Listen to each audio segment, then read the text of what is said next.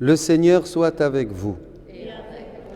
Lecture de l'Évangile de Jésus-Christ selon saint Matthieu.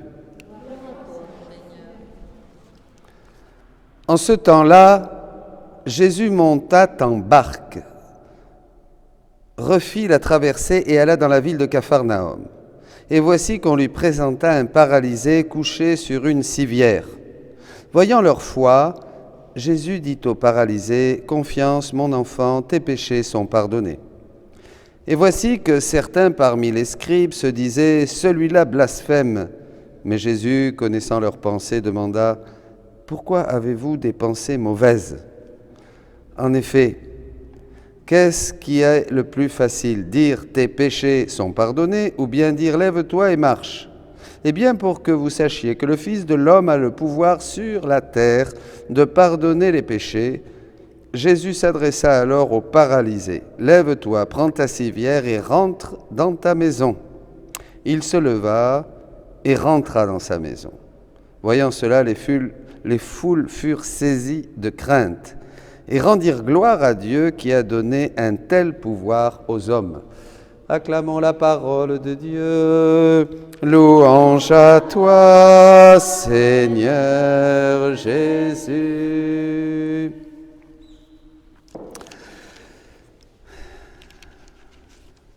Bien, chers amis,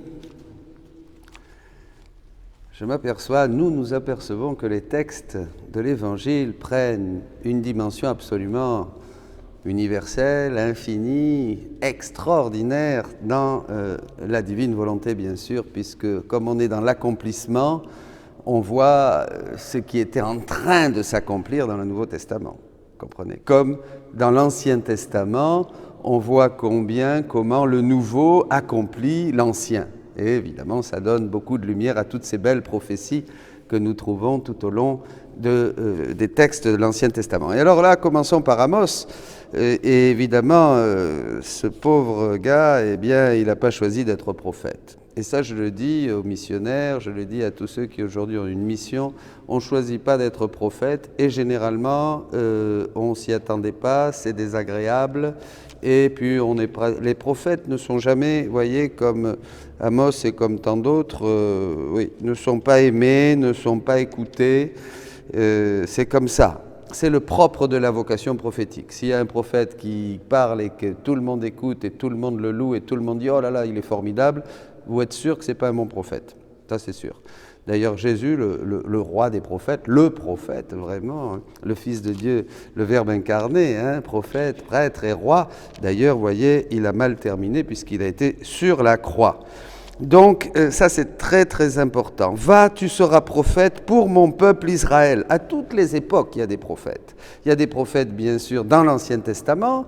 Vous les connaissez, nous en connaissons plusieurs, depuis Moïse et puis d'autres, tous les prophètes. Et il y a eu des prophètes jusqu'à Jean-Baptiste. Jean-Baptiste ouvre la Nouvelle Alliance.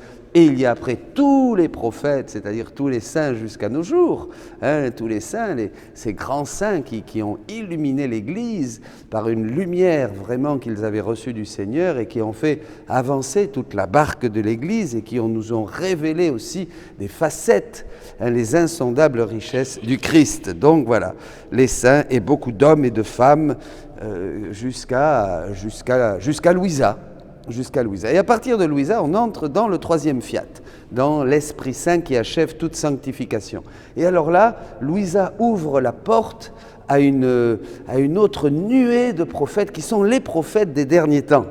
Les prophètes des derniers temps qui ont vraiment en main ce livre, ce ciel ouvert à travers les écrits, bien sûr, de Louisa et du livre du ciel. Alors là, on rentre dans un accomplissement de la prophétie. Là, ça devient, on n'a pas les mots pour dire, mais bon, c'est extraordinaire. Tout homme, toute femme qui maintenant se plonge dans la vie de la divine volonté et qui vraiment est touché, apprécie, aime, connaît, ce sont ce que dit Jésus, et les écrits du livre du ciel va avoir comme une lumière qui va l'éblouir et à travers elle, à travers cette personne, beaucoup vont être touchés et vont être éblouis. Donc c'est vraiment là, on rentre dans quelque chose qui qui est déjà le prélude de la vie du ciel. Voilà, il faut bien savoir ça, c'est très très important. Et qu'est-ce qu'il faut faire? Il ne faut rien faire, il ne faut pas être plus saint que les autres, il ne faut pas être meilleur que les autres, il suffit seulement de renoncer à la petite pierre de notre volonté propre et de dire Seigneur, voilà, je me donne, je veux laisser ta divine volonté œuvrer, régner en moi, je me consacre totalement à ta divine volonté. Et je commence à lire le livre du ciel, bien sûr, en laissant chaque parole former la vie divine en moi. Bon, alors maintenant, une fois que cette petite introduction, on va aller sur cet évangile, mes amis, qui est vraiment absolument merveilleux. Et vous allez voir, nous pouvons voir combien déjà Jésus réalise des choses dans l'évangile, vous comprenez, fait des choses, il a des paroles et des actes, ce qui caractérise le prophète, paroles et actes, vous voyez, dans sa vie, comme Amos ici, avec sa femme, etc. Eh bien, Jésus a des paroles et des actes, vous voyez, qui n'ont jamais fini de nous parler. Et que dans la grâce du Saint-Esprit, les prophètes iront en interprétant, que ce soit la multiplication des pains, que ce soit la résurrection de Lazare, que ce soit les noces de Cana. Vous voyez, ça, on n'a jamais fini. Voilà, c'est ça qui est merveilleux et c'est ça qui est vraiment le goûter et voyez combien le Seigneur est bon. C'est ça qui fait la vie d'un homme, c'est ça qui remplit l'existence, c'est savourer cette manne du ciel, cette nourriture qui nous vient de Dieu. Vous voyez, c'est ça, on est fait pour ça. Et c'est ça qui change toute la vie, même la vie pratico-pratique, c'est-à-dire la vie quotidienne. On a toujours l'impression qu'il y a une dissociation, une dichotomie entre la vie spirituelle, alors on a la tête dans les nuages, et puis la vie de tous les jours. Voilà, on fait ce qu'on peut, on essaye de... Alors non, mais pas du tout. Plus on a, évidemment, plus on est plongé en Dieu, et plus on a les pieds sur la terre, et plus on peut œuvrer d'une manière humaine, divine et humaine, bien sûr. Voilà. Donc ça, c'est quand même très, très important de noter ces choses-là. C'est ça. Et la vie dans la divine volonté nous met éminemment les pieds sur la terre, bien sûr. Ça plus que toute chose. C'est plus des spiritualités qui sont un petit peu trop, voilà, un peu trop évaporées.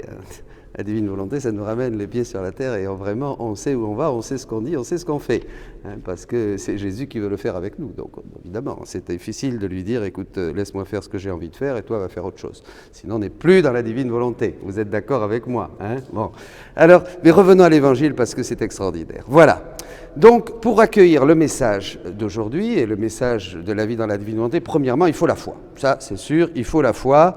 On lui présente un pas. Voyant leur foi, Jésus dit aux paralysés. Il n'y a que la foi qui fait vraiment bouger Dieu en notre faveur et qui nous bouge en Dieu. Et Jésus d'ailleurs dira à Louisa, je suis la foi. La foi, c'est moi. Donc dès que nous avons la foi, nous entrons dans la sphère de la divinité. Nous entrons vraiment dans le divin. Dès qu'on fait confiance, dès qu'on a foi, on entre dans le divin. Vous voyez, c'est tout à fait simple. On rentre dans une autre dimension. Déjà, Saint Jean de la Croix a expliqué ça d'une manière très claire, très belle.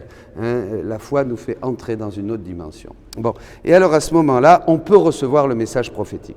Souvent, des gens ne vont pas recevoir le message que vous allez leur proposer, que ce soit Jésus-Christ mort et ressuscité, ou que ce soit la vie dans la divine volonté, ils ne vont pas accueillir le message prophétique parce qu'en fait, ils n'ont pas la foi. Ils ont une croyance, mais ils n'ont pas une foi vive. La foi n'est pas assez visitée, n'est pas assez surnaturel, il n'y a pas assez de profondeur dans la foi, il n'y a pas assez d'activité du Saint-Esprit en eux, donc un message qui est trop prophétique, qui va trop loin, ils vont dire non, comme je vous disais hier, quand les Grecs ont dit à Paul « faites taire ce perroquet », quand il s'est mis à parler de la résurrection, donc évidemment. Bon.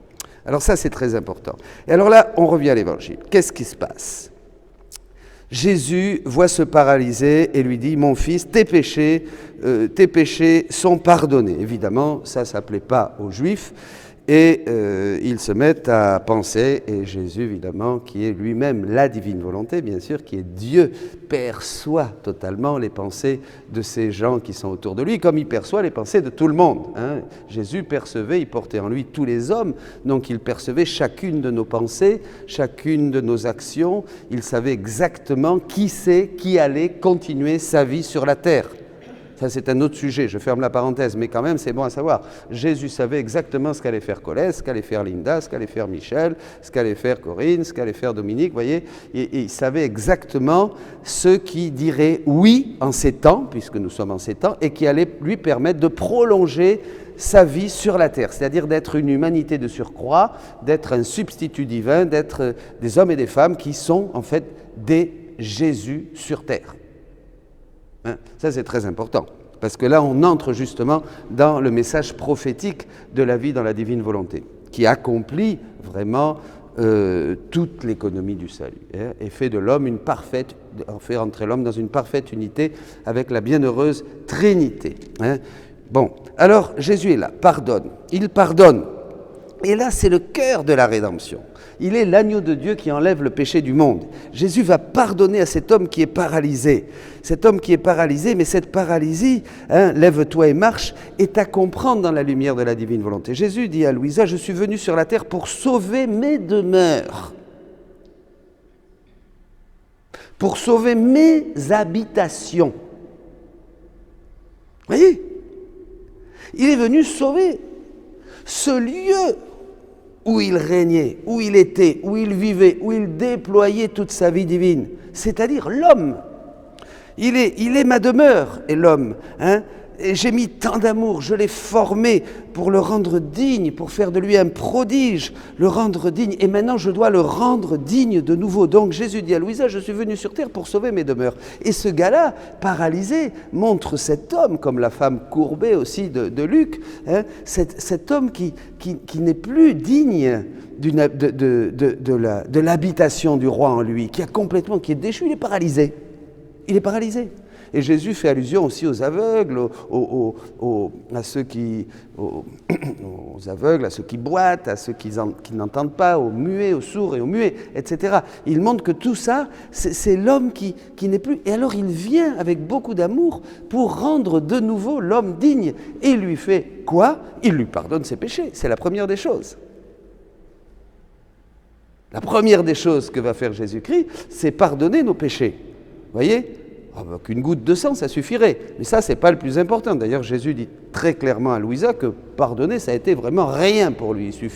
Il lui a suffi de donner une goutte de sang et d'y réconcilier tout le monde. Par contre, ce qui lui a coûté énormément de travail, c'était de refaire l'homme, de refaire cette habitation qui est la sienne et qu'il avait perdue. Vous me suivez ?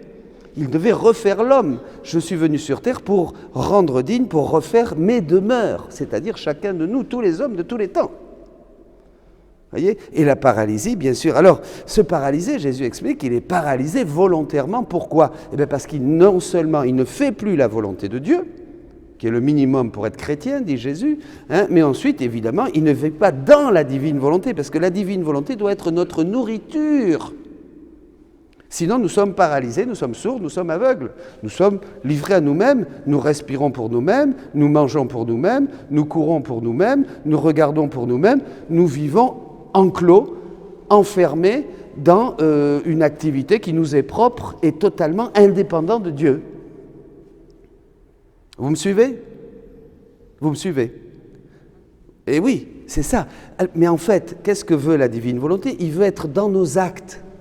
Il veut être dans nos actes, il veut participer à tout ce que nous faisons, agissons, marchons, regardons, pensons. Il veut être partout. Il veut être plus intime en nous que nous-mêmes, à nous-mêmes, disait déjà saint Augustin. Vous voyez, ça c'est très très important, mes amis. C'est très important. Ma volonté est vie, dit Jésus. Tous peuvent répéter cet acte. Il veut que chaque homme répète l'acte unique et éternel de Dieu, c'est-à-dire déploie la vie divine dans son agir, dans sa manière de vivre, de respirer, dans ses actes. Vous comprenez ? Ça, c'est très prophétique.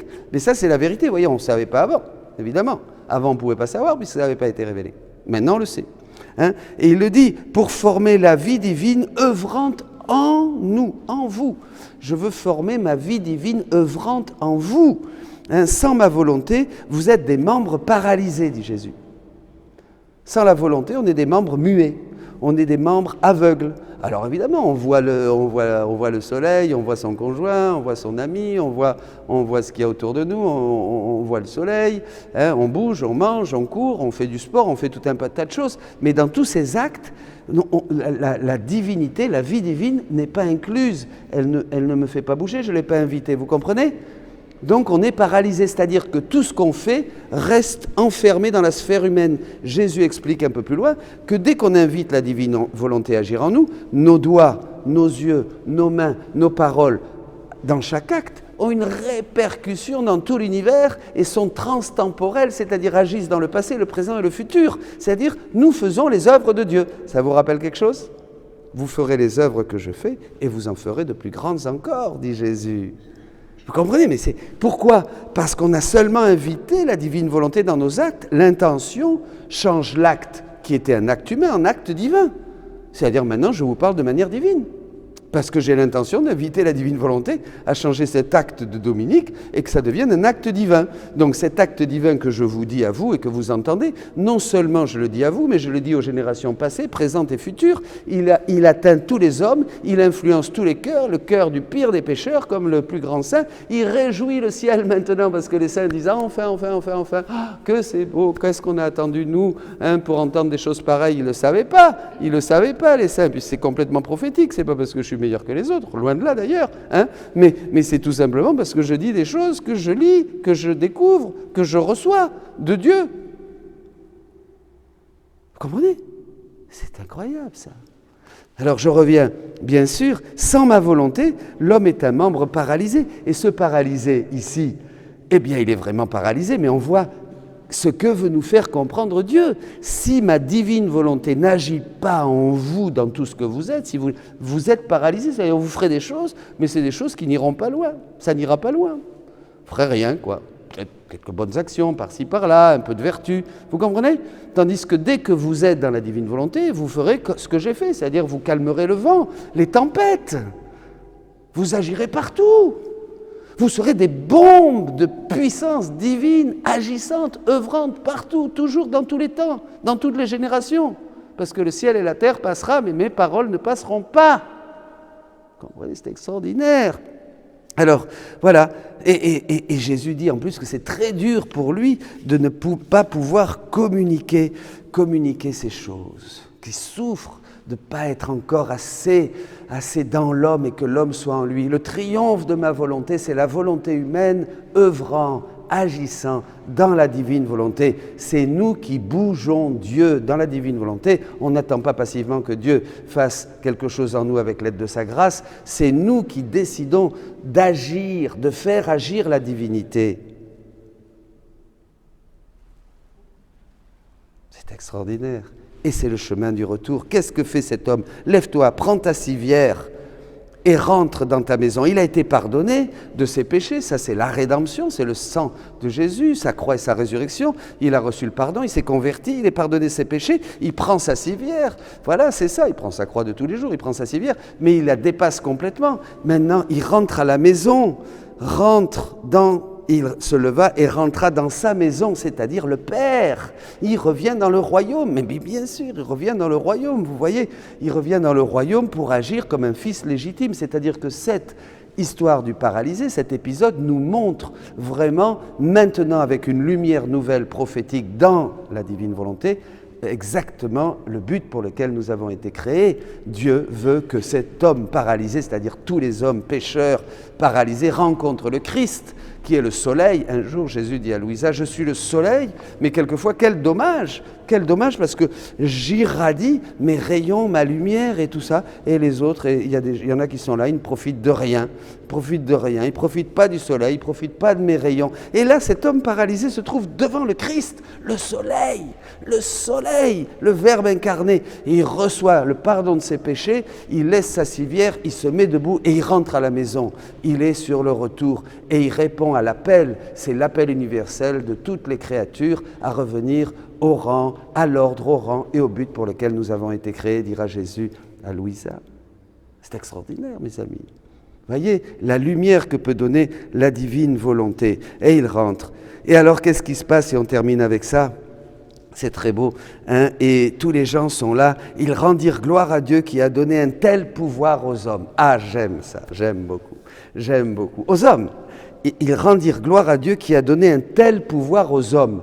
Vous vous rappelez que je vous ai cité Saint Jean qui dit que donc vous ferez non seulement les œuvres que je fais, mais vous en ferez de plus grandes encore. Très difficile de comprendre ce verset, comment moi je vais faire des œuvres plus grandes, Colette. Comment tu vas faire des œuvres plus grandes que Jésus? Pourtant il l'a dit, alors tu dois le faire, sinon Jésus serait un menteur. D'accord avec moi, hein? Donc, parce que ça, donc c'est pas possible. C'est pas possible de faire mentir la parole puisque sa parole est vérité.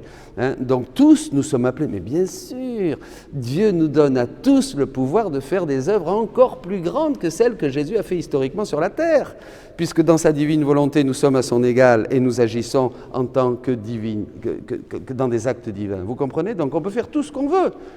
Ça n'a plus de limite. L'imagination retrouve son agissement premier, c'est-à-dire que tout ce que nous imaginons dans la divine volonté, c'est ce qu'on appelle les rondes. Vous comprenez? Les rondes. On va aller dans la création, on va aller dans la rédemption, on va aller visiter les cœurs, on va se mettre en adoration devant tous les tabernacles dans des églises qui sont vides pour consoler Jésus, on va prendre la passion de Jésus, on va la faire nôtre, on va l'offrir au Père, on va la dupliquer. Vous voyez, toutes les choses qu'on peut faire, c'est vraiment, c'est extraordinaire. On est dans la maison du roi, on est dans le palais royal, donc tout est à nous, maintenant ça y est, on n'a plus de soucis à se faire. Et il rentre dans la maison du Père. Gloire à Dieu qui a donné tant de pouvoir aux hommes dans la divine volonté. Voyez. Là, l'homme, quelle grandeur, quelle beauté, quelle transcendance. L'homme, Dieu. Si vous dites Dieu, vous dites l'homme. Si vous dites l'homme, vous dites Dieu. Il n'y a pas de limite. C'est pour ça que Dieu s'est fait homme, pour que l'homme devienne Dieu, disent les pères. Rentrons à la maison, n'ayez pas peur, prophétisez, prions, que Dieu vous bénisse, que l'Esprit Saint vous fasse prendre conscience à chacun de la grandeur de votre vocation prophétique, que vous soyez saisis comme Amos, là où vous êtes, tous les chrétiens, tous les catholiques, et que saisis par l'Esprit Saint, vous deveniez les prophètes des derniers temps dans un monde de ténèbres pour appeler tout homme à être lumière du monde comme le Christ. N'ayez pas peur, rentrez à la maison. Vous avez le pouvoir même. Dieu a mis sur chacun de vous et a scellé vos cœurs avec la puissance de son sceau divin, le sceau du troisième fiat, le sceau qui affirme, qui confirme qu'aujourd'hui la divine volonté est au milieu de nous pour laisser œuvrer l'homme de manière divine, pour œuvrer et régner dans chaque cœur. Soyez bénis. Amen.